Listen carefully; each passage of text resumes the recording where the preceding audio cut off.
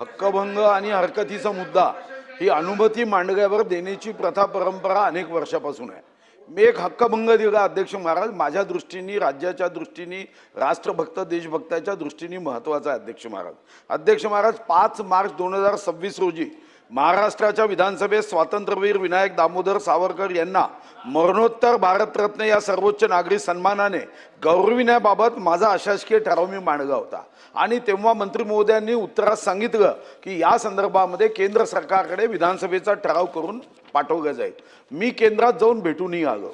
राज्याच्या अध्यक्ष महाराज, या नस्तीचा जेव्हा पाठपुरावा करतो तेव्हा असे अधिकारी तिथं सापडतात की स्वातंत्र्यवीर सावरकर सारख्या राष्ट्रभक्तांच्या संदर्भातला फक्त वित्तीय कोणताही ताण नाही, फक्त विधानसभेचा ठराव करायचा अध्यक्ष महाराज।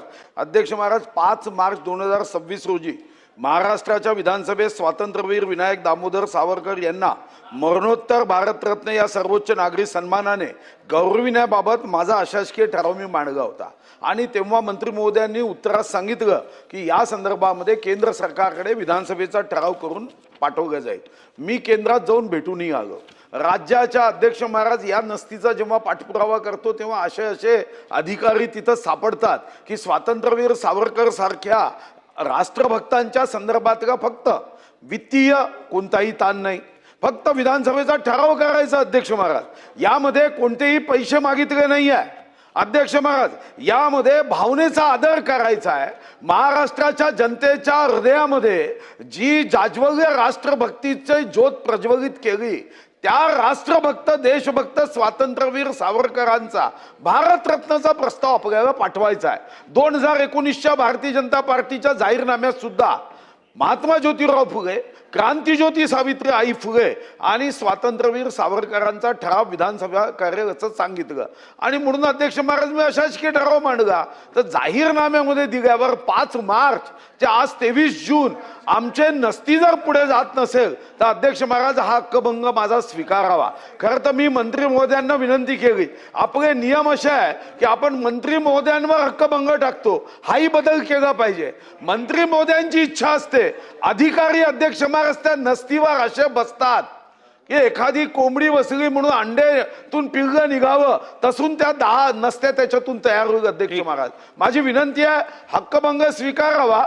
जरी मी मंत्री महोदयांच्या विरोधात मांडत असलो तर या अधिकाऱ्यांच्या विरोधात स्वीकारला पाहिजे असा नियम बदलावा। ठीक आहे, मी आपण दिलेली जी माहिती आहे किंवा हरकतीचा मुद्दा जो सादर केला आहे त्याबद्दलची संपूर्ण माहिती घेईन, परंतु प्रथमदर्शनी असं दिसून येत आहे की हे सभागृहात दिलेलं आश्वासन होतं आणि त्यामुळे आपल्याकडे आश्वासन समिती आहे।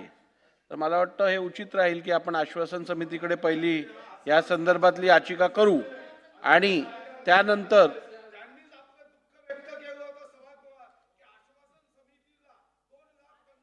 कोटीच्या कर्मचाऱ्यांवर आपण पगारावर खर्च करतो, त्या आश्वासन समितीला मोजतच नाही, म्हणजे 1 ग्रॅम वजन सुद्धा समजत नाही। अध्यक्ष महाराज, हे रेकॉर्ड मध्ये आहे। आश्वासन समितीकडे जाण्याच्या ऐवजी मी विचार केला की पॉवरफुल व्यक्तिमत्वाचे अध्यक्ष आहे, अध्यक्षांकडे कमीत कमी स्वातंत्र्यवीर सावरकरांना आश्वासन समितीमध्ये अध्यक्ष आपले अधिकार कधी वापरतात? When there is no alternate efficacious remedy, म्हणजे इतर कुठचाही मार्ग जेव्हा नसतो तेव्हा अध्यक्षांना त्यांचे अधिकार वापरायला लागतात। त्यामुळे सुधीर भाऊ, आपल्याकडे व्यवस्था लागलेली आहे, आश्वासन समिती आपल्याकडे आहे, आपण आश्वासन समितीकडे याचिका करा।